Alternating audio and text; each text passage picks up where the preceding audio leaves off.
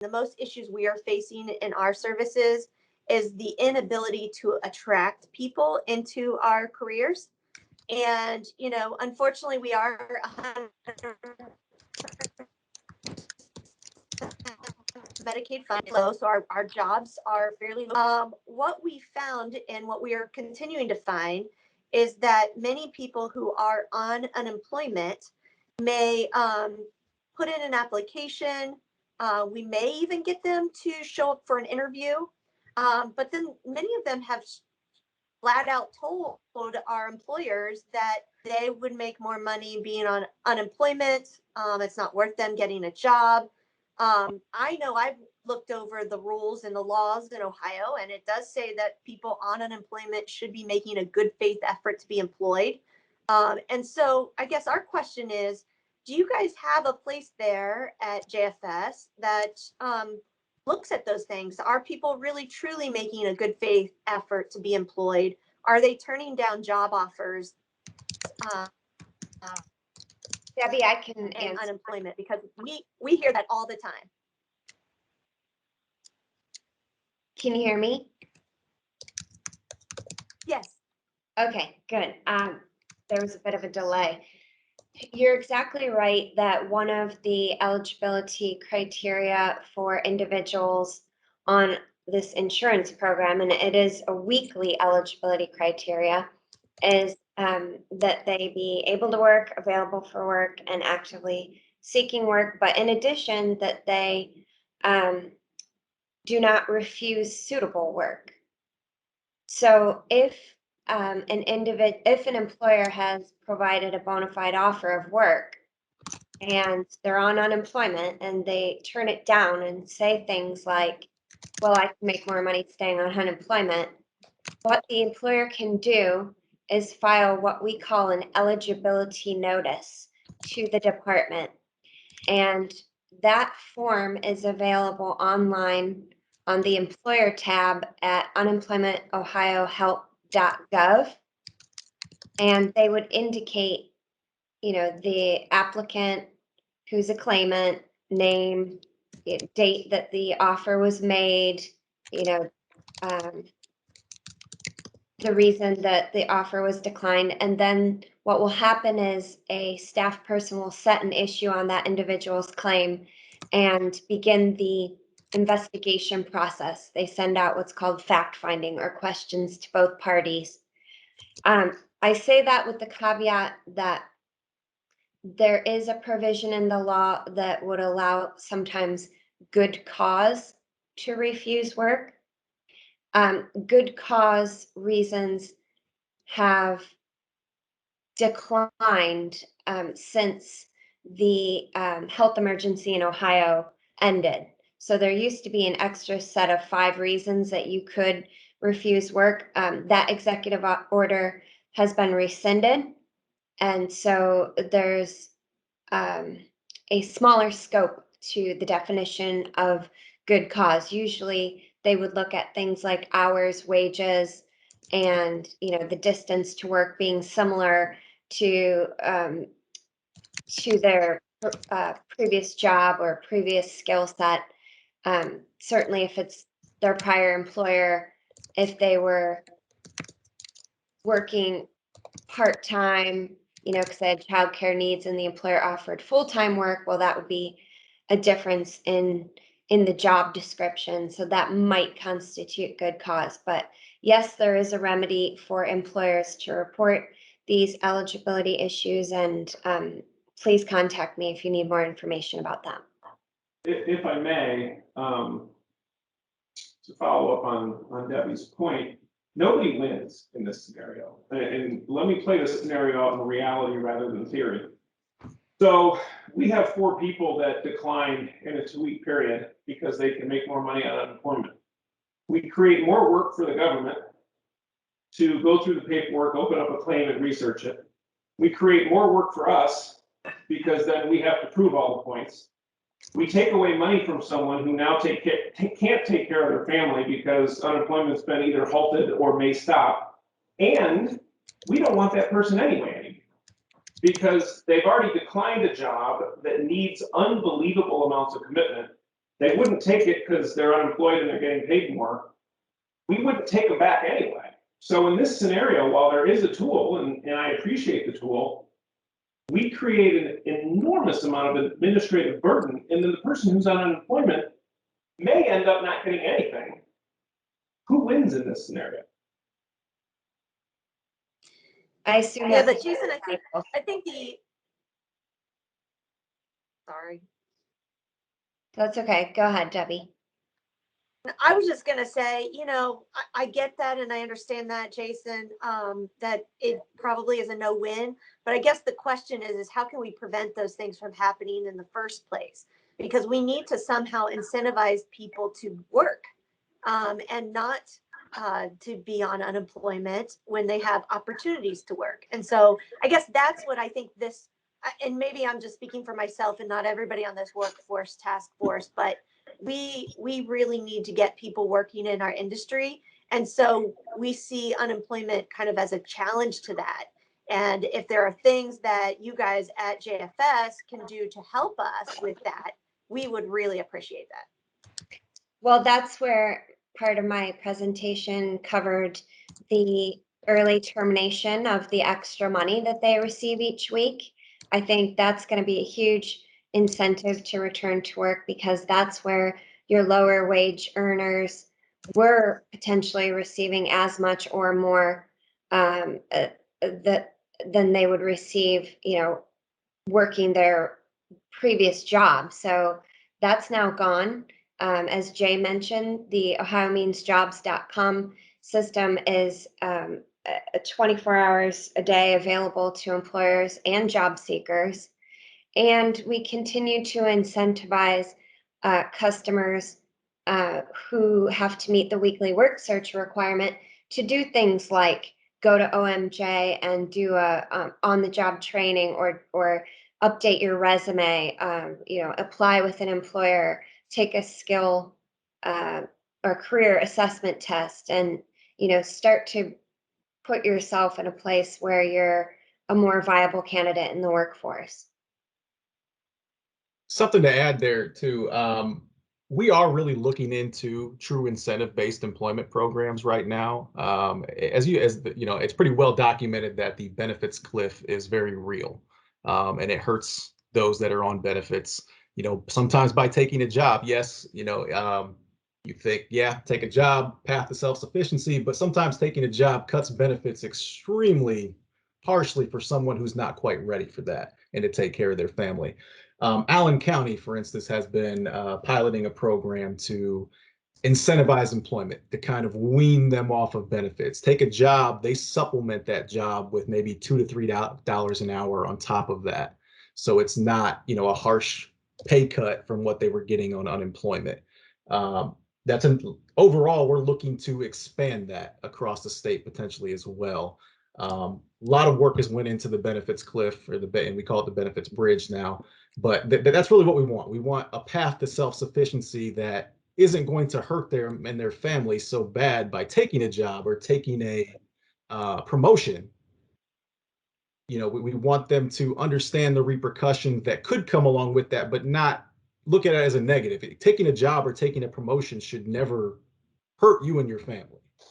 So a lot of work's being put into that. We are looking at potentially employment incentive-based programs that can supplement some of those wages, by coming off unemployment and potentially coming off benefits.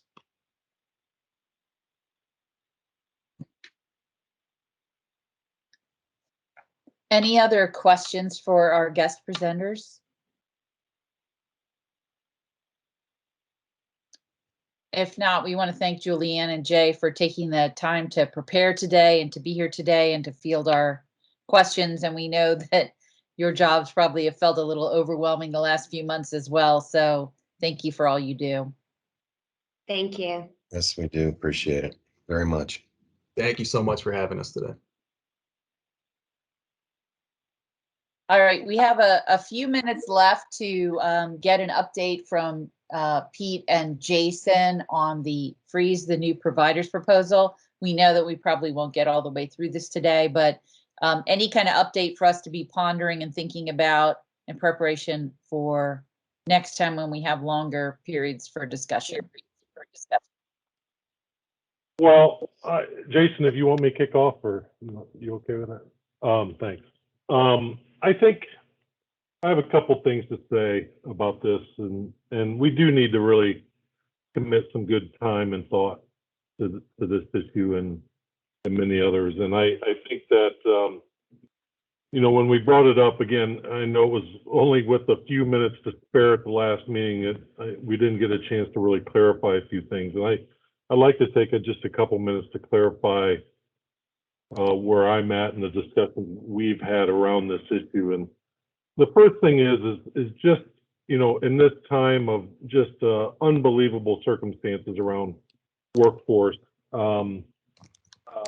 I think I feel the need, I'll speak for myself right now, to kind of regroup in Ohio when it comes to the provision of services and how many providers we have, the standing of those providers during the provider cert rule feedback process. Introduced an idea of a provider in good standing versus a provider in not good standing, and what that means. And I think what I'm just trying to do is get my hands around the number of providers, and are we stretching ourselves too thin when it comes to we don't have enough bodies as it is? If we keep adding providers, does that just thin us out? I do want to clarify though, this is not intended in any way from my perspective to limit or stop the services for people with developmental disabilities in Ohio.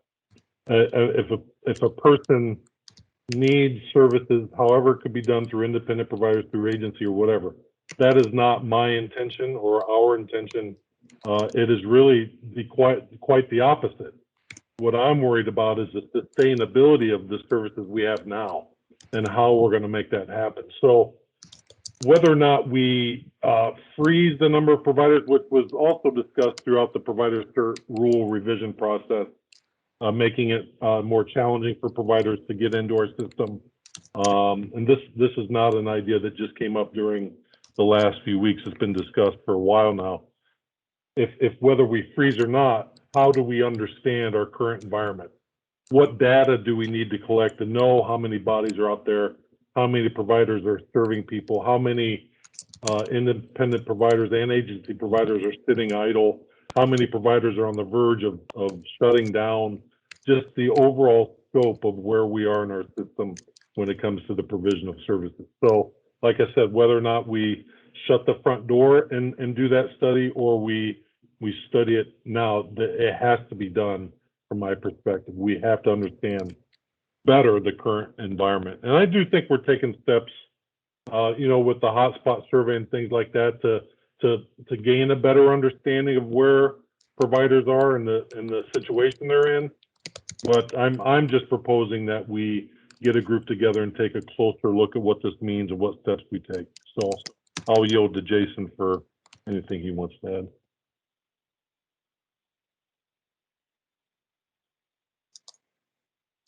I'm going to be good. It's been 53 minutes and we've gotten no useful information. I agree with Pete, and I'm going to go on mute. I'm exhausted.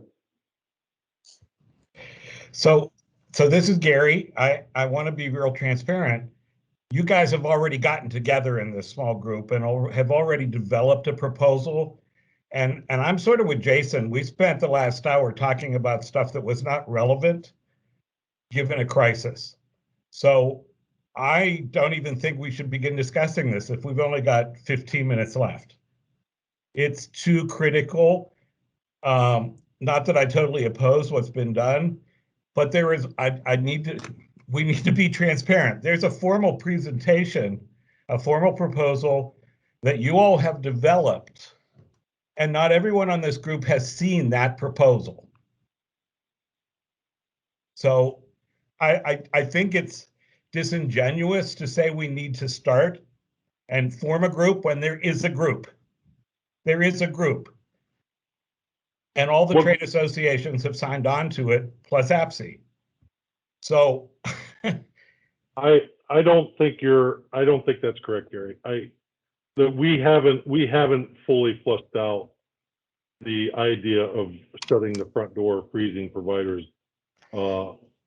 when it's written when it is written with all of your logos on it. So you're saying that's not the proposal of the trade association. I'm not angry that you got together. I'm not angry that you got Gary, together. I'm just I like, don't know what you're talking about. it's the proposal What? that your organization's logo's on, Debbie. So You Gary, want me to to be post it in clear, the chat? no, but I'm wait a minute. I'm really confused. Like I said, I really don't even know what you're talking about.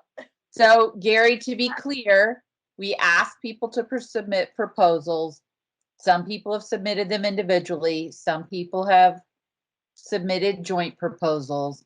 So I think the question, and I appreciate the fairness of what you're saying about don't really have time to get into it, and we don't need to talk about something halfway and just cause problems. So we can dedicate serious time next time. But the idea is, does the task force say we want a sanctioned group to look at this more or not? And that's probably the question we need to really get into next time. And whatever draft proposal we have, that's the submission, I apologize. I thought that had been distributed prior to the last meeting, but I will make sure it gets distributed in its most up-to-date format to everyone for full discussion next time. And don't get me wrong, Pete, I think these big groups are bad. And you need to meet in a smaller group. And I don't have a problem that you all met, but it's not a formal proposal given the guidelines that this group had. Gary, I want to be crystal clear here. There is no formal proposal from any collaborative group about the freezing or shutting the front door for providers. Zero. It There's doesn't not. say that. It says everything but that. I don't know what you're going to have to send me what you're referring to, because there is nothing out there that I've signed off on that says anything other than what Jackie said, proposing to the group that we discussed whether or not we even move forward with the idea. So, there is zero proposal formally from any association. So the document I have with everyone's logo on it is not something you've seen yet? No. It's got the county boards, Opera, the Healthcare Association, the Waiver Network. I think we're talking about two different things, Gary. Gary, We're what talking is about the document two that you're different talking about? It's, I think Gary's talking about the triage document yeah, to talk the about. triage Gary, document. Yeah, Well, the we triage showed that- document it's has totally zero separate. to do we with showed this. Has that at nothing the to do with last provider meeting. size. Okay. So the intro paragraph I received that said attached was it? Okay, I'll go back to the person who sent it to me. All right, and we'll clear up any confusion. And So if I could just say, just to clarify then, the document that I think Gary's actually referring to is the one that we showed at the last work group meeting that is not on behalf of the work group. Several of our agencies developed it, put our logos on it. That's why we displayed it at the last work group to see who wanted to sign on. It has nothing to do with the provider shut the front door proposal. I just want to make sure everybody's clear on that. Thanks, Kristen. If you remember during the last meeting, I was knocked off 3 times along I-71. So Sure. I wasn't able to see anything. Thank you for that. that's all right, Gary. And if I can help with any clarity, feel free to call me offline too. No, it's good. I'm good. All right. So we will take this up next time when we have more time to think about whether we want to pursue this as a formal proposal or not. Also, those of you that still have some proposals in the queue, I'll probably be sending you an email. You'll remember last time one of our members discussed, might be helpful if we sort of sorted a little bit by what you think is most urgent or timeframes. So I might just be asking those of you who submitted proposals to tell me your sense of a time frame to, again, help us figure out how to sort and go through these proposals in an appropriate manner. I'm sensing some frustration about the unemployment compensation proposal. You will remember at the beginning, and maybe it's irrelevant now, but at the beginning it was suggested that that was some information you would all like to hear. So maybe it became irrelevant over time, but it was one of the expert suggestions that was made earlier on that we accommodated. So next time we will spend more time legitimately walking through our proposals and sorting through what we want to do with them and any other relevant updates. We are set for our next meeting in 2 weeks. That is a 2-hour meeting. We'll try to send out and post all the relevant documents ahead of time for everyone to pre-read. Anything else for the good of the order that anyone wants to share? Yeah, Jackie, this is Jeff. Can I say a couple things? Absolutely. Yeah. Tell them bye-bye. Say bye. All right. Okay. A couple of things. If we anticipate conversation on limiting providers in one way or another, we will also, to the best of our ability, do some work on exactly what that would entail, the likelihood of something like that, and be as candid as we can be with you in the challenges of doing something like that, if indeed there are challenges in getting it through CMS, Medicaid and CMS, and what we might have to do if we wanted to take it on. So we'll run these concurrently.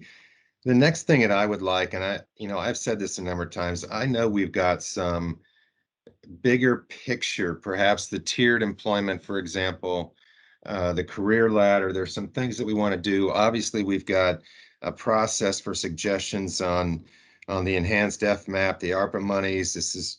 So we're on that path. But I sure would like, and I don't know necessarily what they are, but I think I would love to see some one-offs that we might be able to accomplish that in aggregate might make it simpler to hire, to retain, to onboard.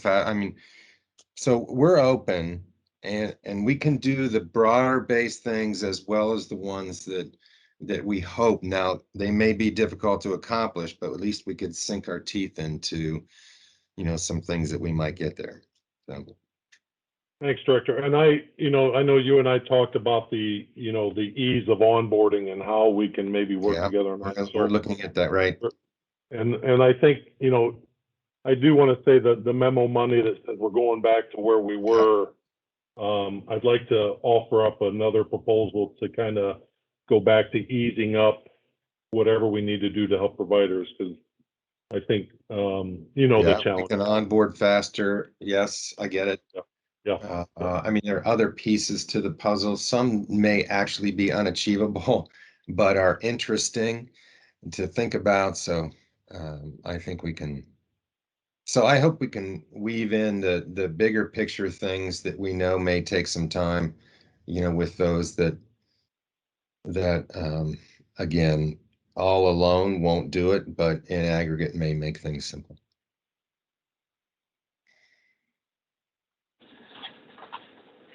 It's nice to turn it. Do I have a second to get in? Oh, sorry about that. I didn't mean to. No, I'm so sorry. Let me just continue. say, to Pete's point, as part of this conversation, to the best of our ability, we'll put some data together on what certification looks like, active, inactive providers, independent agency, what we're seeing, and at least something for us to look at.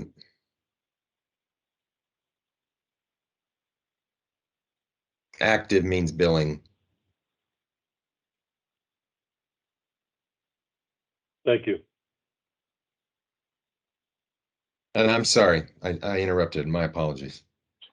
No, you didn't interrupt. You were speaking. I'm on the phone, and it's kind of hard to tell when people are finishing up. But I just had a quick question about the document that was presented at the end of the last meeting, and whether or not we as a task, because really, I think we sort of see two approaches to how we're going to bucket some of these problems in terms of what we saw last week might kind of be more of a mitigation or adaptation strategy versus actual strategies and proposals that we think will resolve the problem in the short, intermediate, and longer term and systemic term. So I'm wondering, A, if we as a task force are going to consider or propose mitigation strategies, and B, if we could just have a section on our proposal form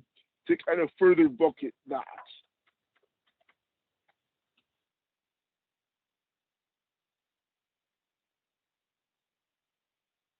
You're on mute, Jackie, I think.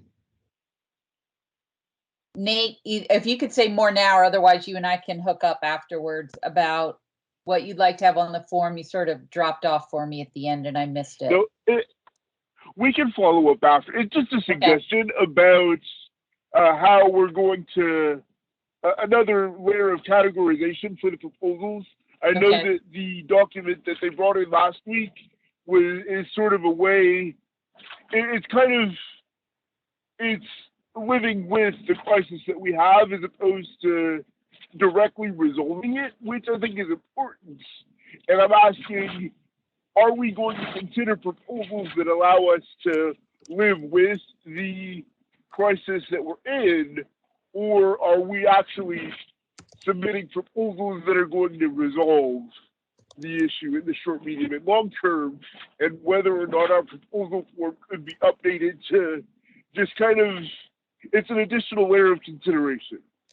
I understand now. Thank you for clarifying. Yeah, And my Nate, pleasure. I think you're pointing to, you know, the conversation we started during the last meeting about trying to figure out what does service delivery look like, what services are available, and how does that, you know, work in the future given our limited resources. Is that right? Yep, exactly. Yes, yep. And I think that's a very important conversation for us to have, because I think there are things that we can do right now that might help with some of these, but it's never going to solve completely our staffing situation that we have. And so given that we know that, we should be looking at this from both perspectives. What can we do to help get more people in the field, but also how can we look at the services we're providing and determine how do we best meet the needs of the people that we support. Okay. All right, thank you. Yeah, And I just, sorry. No, I was just going to say that I definitely agree with all of that, but I know there's been some dialogue amongst us about, you know, actually doing everything we can to resolve this. So I just wanted to get some feedback on whether or not pursuing both strategies is something that, as a task force, we're interested in doing. I think it's worthwhile to pursue, and I'm interested in hearing thoughts. Okay. All right. Well, thank Nate, you. you know my take on it. I think it's important for us to discuss. And I think so far we have proposals in the pipeline that do both. So I think that people are trying to tackle in both frames. So being more clear about that, though, might be helpful for us to all organize our thoughts. All right. Jackie, The hard part is that, I'm sorry. No, Go go ahead, ahead, Nate. Nate. No, I was just quickly, the hard part is we don't want to get lost in words with no action. People But I are think that nodding. pursuing both, yes, yeah. Folks are nodding along with you, Nate, because I know you're on the phone. And that's my only reservation with pursuing the mitigation strategies, but I definitely think both approaches are worthwhile for us to consider. Okay. Thank you, Nate. All right, I know that we're over our time and people are starting to drop off, so I want to thank everyone for participating today. I know these are hard conversations and they're also hard to organize, as you guys all know. So we'll try to do our best at the next meeting to dig in with substance to a few of our proposals and push forward. So in the meantime, if you have any ideas, anything further that you want us to think about, please feel free to reach out to myself or Steve, Kim, Jeff, any of us, and we'll do our best to make it happen. So very, very appreciative of your time and all that you're working on within this task force and outside this task force as well. Thank you very much. That's right. Thank you.